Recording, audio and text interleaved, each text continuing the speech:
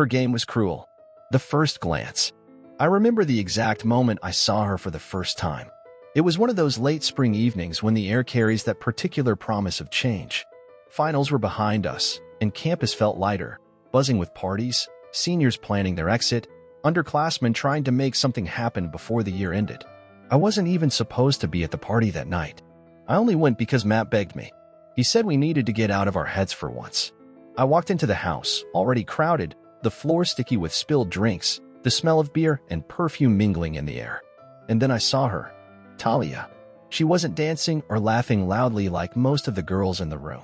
She stood with a glass in hand near the back patio, her silhouette outlined by the glow of string lights. There was a stillness about her that made everything else blur for a second. Her dark brown hair fell in effortless waves, and she wore this oversized white shirt tucked halfway into high-waisted shorts. Casual, effortless, confident. Our eyes met for a second.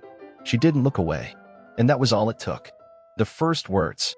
I made some excuse to ditch Matt and walked straight over to her.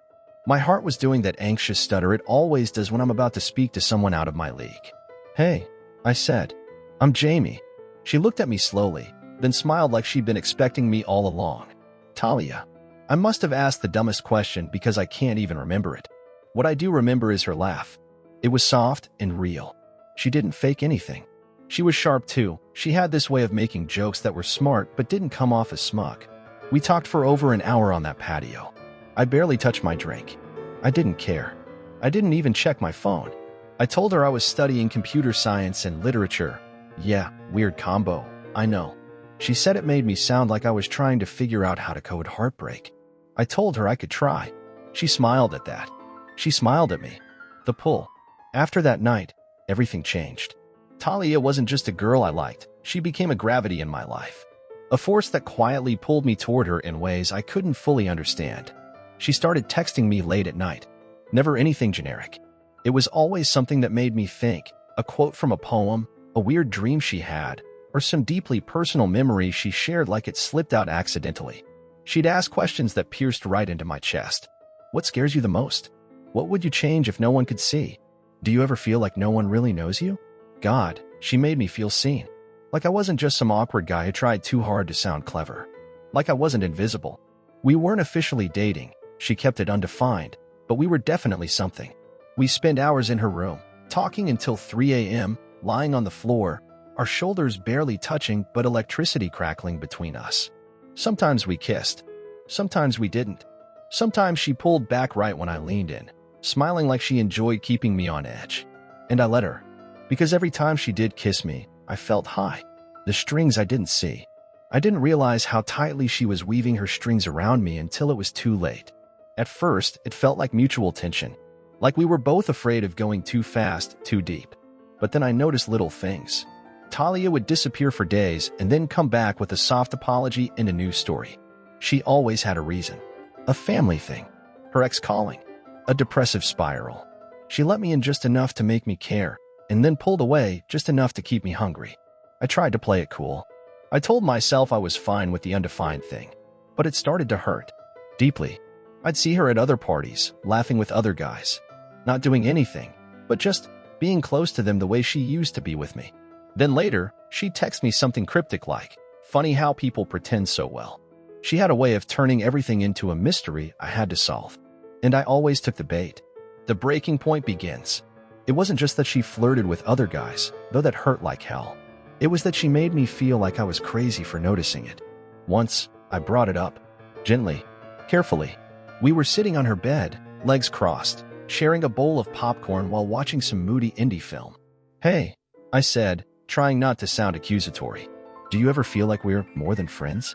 She looked at me with those unreadable eyes. Why do we always need to label things? I'm not trying to box us in. Sometimes it's hard to know where I stand. She leaned closer, her face inches from mine. "You stand exactly where I want you." Then she kissed me. And that was the end of the conversation. 6. The friend who knew.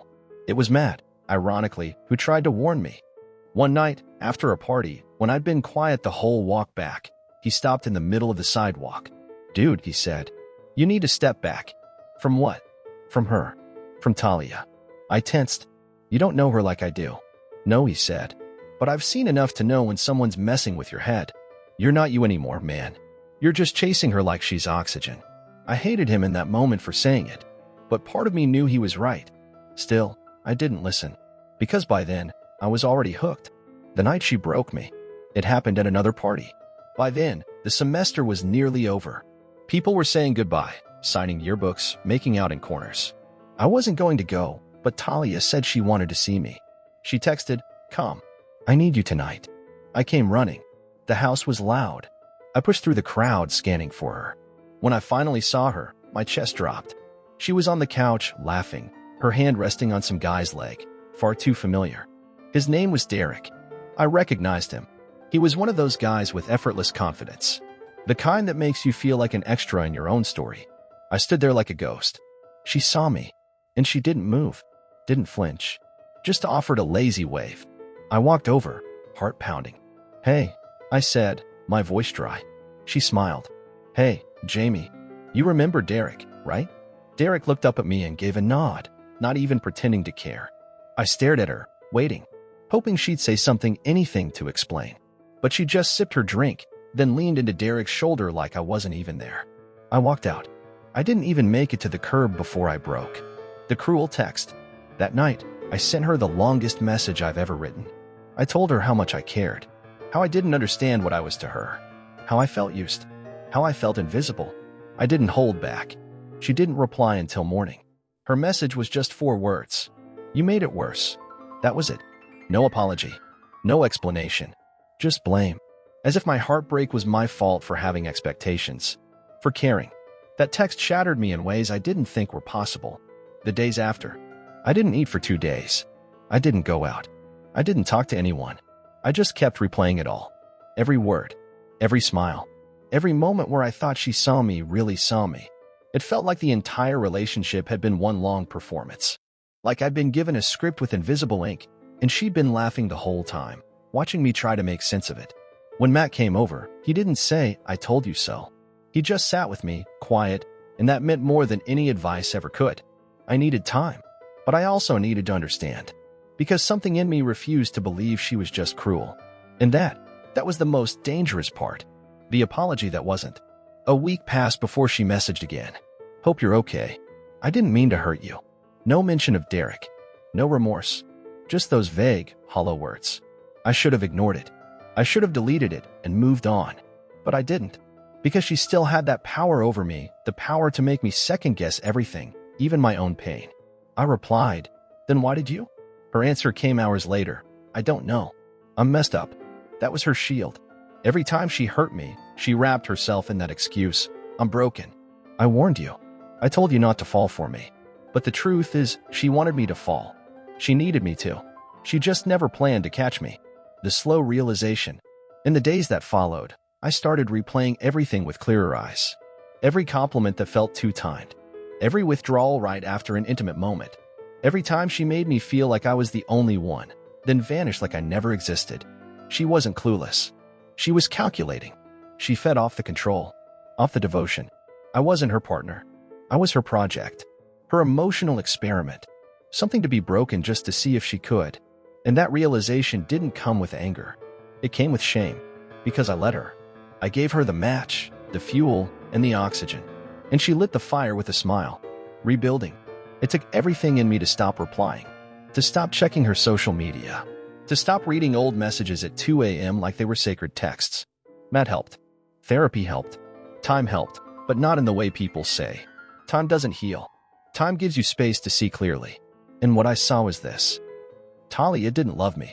She loved the version of herself she saw reflected in my eyes, desired, mysterious, adored. When I stopped reflecting that, I became disposable. The final message. Months later, I got one last text from her. No context. No greeting. Just this. "Do you ever miss me?" I stared at it for a long time. And then I did something I never thought I'd do. I deleted it. No reply. No goodbye. Just silence. Because for once, I chose myself. Silence after the storm. I expected peace when she was gone. When I blocked her number. Deleted every photo. Cut every thread that tied me to her world. But silence has a way of making you face everything you've been running from. Some nights, I still caught myself drafting unsent messages in my head. Was any of it real? Why me? Did you ever even care? But I never hit send. Because deep down, I already knew the answers. The aftermath.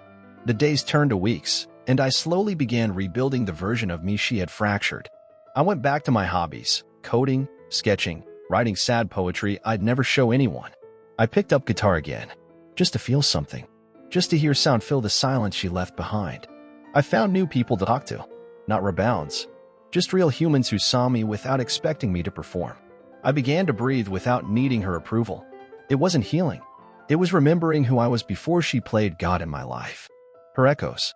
But trauma leaves fingerprints on everything, even joy. I couldn't sit across from another girl without analyzing every word, every glance, every pause. I couldn't fully relax, because I kept waiting for the moment when the mask would slip, when the trapdoor would open beneath me. Talia had turned love into a puzzle I was too scared to solve again. Even years later, I'd hear songs that felt like her breath in my ear. I'd see someone laugh the way she did, and I'd flinch. I wasn't haunted by her. I was haunted by me, the version of me that let it happen, that wanted it to. The truth of her game. Looking back, I don't think she was evil, not in the cartoon villain sense, but she knew. She knew what she was doing. She craved power over hearts because she felt powerless in her own. She didn't want love. She wanted control disguised as intimacy. Her cruelty wasn't sharp and obvious. It was slow, patient, wrapped in softness. And that's what made it so dangerous. A new kind of love. Eventually, I met someone else. Not someone flashy. Not someone who played games. Her name was Alyssa. She didn't walk into the room like a storm. She walked in like spring after a long winter. She didn't ask cryptic questions to test my soul. She asked how my day was. She remembered what I told her. She listened. She stayed. At first, I didn't know what to do with that kind of peace. I kept bracing for the crash, but it never came. And that's when I realized. Real love doesn't confuse you. It doesn't make you guess. It doesn't hurt like that. Closure isn't a door. One day randomly, I saw Talia again. 2 years later, she walked into a cafe where I was working on my laptop. She looked the same, beautiful, effortless, but smaller somehow. Not physically, just less mythical. She saw me. She froze. And then she smiled. That smile, the one that used to burn through me. She came over. Jamie. I looked at her. Hey. There was a pause. I've thought about you, she said. I nodded. I figured. I wasn't fair to you. I looked at her for a long time before replying. No, I said. You weren't. She blinked, maybe expecting something softer. Maybe expecting me to fall again. But I didn't. Because she was just a person now. Not a storm. Not a goddess. Just a girl who didn't know how to love without hurting. The final line.